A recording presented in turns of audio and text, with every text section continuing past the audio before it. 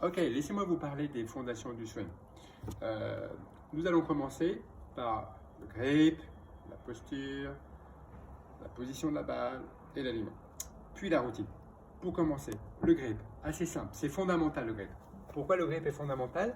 Parce que c'est lui qui va, on va dire, gérer la phase de club, qui va orienter la tête de club dans l'espace. Et puis aussi, le grip va me permettre de pouvoir donner de la vitesse à la tête de club. Je vais sentir exactement son poids, sa gravité, et je vais sentir que je vais pouvoir accélérer convenablement avec du rythme et donner cette vitesse au club.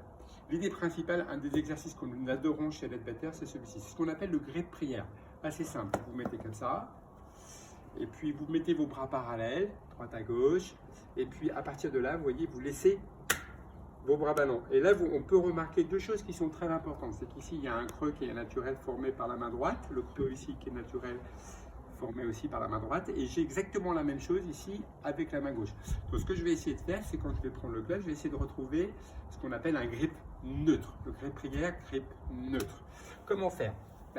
Un exercice que j'aime beaucoup, ce que fait Nick Faldo et Adam Scott, c'est que vous pouvez prendre le club d'abord comme ceci, et puis vous mettez le club, vous voyez, comme ceci, parallèle. Et l'idée, c'est de bien prendre le club dans la racine des doigts. Vous voyez, j'ai la chance d'avoir le grip de David Leadbetter, il me l'a offert. Donc il a dessiné des lignes ici, et vous voyez, le grip, on va le prendre au début de la racine des doigts, et puis on va venir sur la deuxième phalange ici. L'idée, c'est qu'on va laisser un petit peu paraître le club. À partir de là, j'ai un repère, c'est que le V qui est formé ici par le pouce et l'index de ma main gauche est plus ou moins orienté entre le centre et un petit peu à droite, on va dire, de mon sternum. L'idée, c'est que vous avez trois grips, vous pouvez prendre overlapping, interlocking.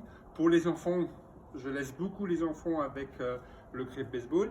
Et pareil, de la même façon, je vais venir installer ma main droite. Avec toujours pareil, je vais essayer de conserver cet angle de main droite, les deux, vous voyez les deux creux ici. Et c'est ce qui va me permettre de visualiser si mon grip est bon, parce que je vais avoir une symétrie entre le grip. Voilà ce que pour le grip. Maintenant, on va parler de la posture. La posture est très importante. Pourquoi? Parce que la posture, elle va permettre, on va dire, d'abord d'être en équilibre, et puis surtout, elle va permettre de créer de l'énergie. L'idée, c'est que si on n'a pas une bonne posture, on ne peut pas tellement utiliser le corps. Et comme je vais le dire, vous allez voir dans le suivant, le corps, c'est l'énergie du swing, c'est le sang du swing. Donc si on n'a pas un bon mouvement de corps, ça va être très difficile de pouvoir bien swinguer et d'envoyer la balle droite et loin. Comment on fait donc pour une bonne posture? C'est simple, on se tient bien droit, comme ceci, on fléchit légèrement les genoux, on doit voir encore un peu les lacets, vous prenez le club comme ceci à la verticale, comme vous pouvez le voir, vous avez les bras relâchés, vous vous inclinez légèrement avec les hanches et vous laissez les bras ballants. À partir de là, j'ai des repères. Les bras sont complètement à la verticale, mes bras ne sont pas trop devant, sinon je sentirais le poids du corps qui vient vers l'avant ou vers l'arrière. Et puis le repère que j'aime beaucoup, c'est que si vous tracez une ligne avec les épaules et vous voyez les genoux, vous avez tout qui est sur la même ligne. Maintenant, nous allons parler de la balle, la position de la balle. Bon, je suis désolé, je suis dans mon jardin, donc je ne peux pas avoir un driver ni quoi que ce soit. Si c'est un fer moyen, on va placer la balle, comme vous pouvez le voir, au milieu des pieds, avec un hybride, ou on va dire un bois de parcours, légèrement à gauche. Puis avec le driver, la balle va être positionnée talon gauche, avec le corps légèrement incliné vers la droite, ma hanche droite un peu plus basse, mon épaule droite un peu plus basse, poids du corps à peu près, on va dire 60% à droite, 40% à gauche. Maintenant, l'idée, c'est que après tout ça, une fois qu'on a tracé d'abord en premier le grip, la posture, la position de la balle, on a besoin d'avoir un bon alignement. Alors désolé, je sais que ça, je suis dans mon jardin, mais on va essayer, vous voyez. On peut le faire comme ceci, on peut soit mettre deux sticks parallèles, moi j'en ai qu'un, ou sinon on peut mettre le stick entre les pieds et la balle, de façon à ce qu'on voit que l'alignement est... Maintenant, nous allons parler en dernier de la routine. Pourquoi la routine est importante? Parce que c'est le moment final quand on est sur le parcours, et sans routine, c'est difficile d'exécuter un bon coup de golf. L'idée principale, c'est qu'avant tout, le golfeur doit regarder le lie de la balle, où est la cible, les bancaires, etc., le vent, le temps, etc. Ce que j'aime bien demander en élève, c'est qu'il vienne derrière pour qu'il puisse réfléchir à tout ce processus. Puis surtout que quand il arrive et qu'il s'installe dans sa routine, qu'il soit toujours positif. La routine n'est pas la même pour tout le monde. Même les enfants peuvent avoir leur propre routine. Mais ce qui est important, c'est qu'ils aient toujours ce processus avant d'exécuter un coup de golf. Maintenant, laissez-moi vous parler de ce que j'appellerais, c'est mon point que j'aime beaucoup. On va parler du ressort dans le swing, du pivot.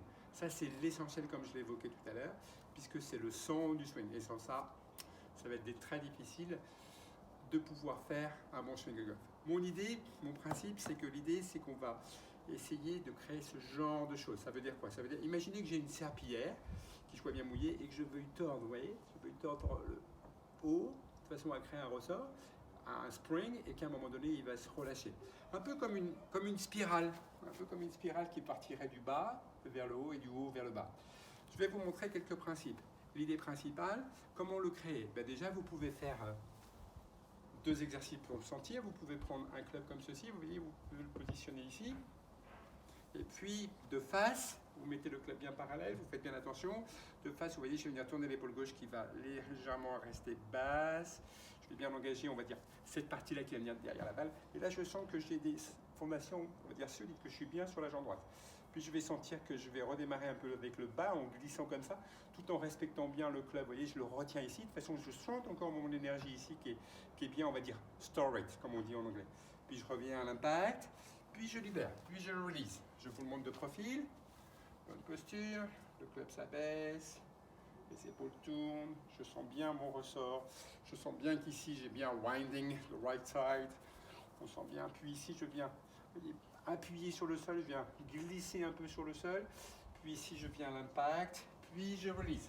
Ça, c'est un exercice que vous pouvez faire. Deuxième exercice que vous pouvez le faire si vous n'avez pas de club chez vous. Celui-ci, je l'adore. Vous pouvez croiser les bras comme ceci sur le corps et vous le faites de la même façon. Vous attrapez chaque côté ici et puis l'idée, c'est de sentir. Vous voyez, comme je vous l'ai expliqué, beau ressort, l'épaule gauche tourne bien. J'ai bien tourné mon côté droit, je suis bien en appui sur la jambe droite, je viens bien glisser à gauche. J'ai ma posture à l'impact et je release. Puis maintenant, nous allons parler de ce qui est important pour les enfants, comment ils vont, on va dire, créer l'énergie. D'abord, ce qui est très important, c'est qu'il faut absolument qu'ils aient un bon matériel. Sans bon matériel, ça va être impossible. Souvent, malheureusement, ce que je vois dans mes cours, c'est que les enfants ont des clubs beaucoup trop lourds. Donc, ils perdent de l'énergie, difficile pour les enfants, donc un équipement adapté. Après, ce qui est important, c'est qu'il faut qu'il y ait une bonne mobilité. Ça, c'est important, que le corps bouge, qu'ils aient beaucoup de, on va dire, de stabilité, c'est important de sentir la stabilité, et puis de flexibilité. Donc on fait plein d'exercices de stretching pour pouvoir aider les enfants à pouvoir créer tous ces 3 mouvements. Après, une chose qui est très importante, il faut qu'ils connaissent évidemment la technique du swing. Donc les positions du swing, il faut qu'ils soient athlétiques et bien coordonnés. Après, 4e chose importante, c'est qu'il faut qu'ils utilisent le sol. Bien souvent, les enfants comme ils sont jeunes, ils sont très flexibles, ils ont tendance à perdre l'équilibre et puis à perdre, on va dire, les sensations du sol. Donc des exercices que vous pouvez faire, vous voyez, par exemple, pour vos enfants qui sentent le sol, c'est un peu des choses un peu comme ça, vous voyez, sentir bien l'emprise ici dans le sol, sentir que comment les appuis sont bons, puis essayer de sentir avec un peu de vitesse comment le corps déroule. Et puis la dernière chose que j'aimerais expliquer, qui est très important et qu'il faut qu'on fasse attention, c'est que dans l'évolution du swing de golf avec les enfants, comme ils grandissent, ils sont plus petits, moyens et grands, donc la taille change, parce qu'ils vont grandir, et aussi le poids change. Voilà, j'espère que j'ai été clair et précis. Gavin, Stewart et James, thanks a lot for everything I learned. Okay, take care, guys.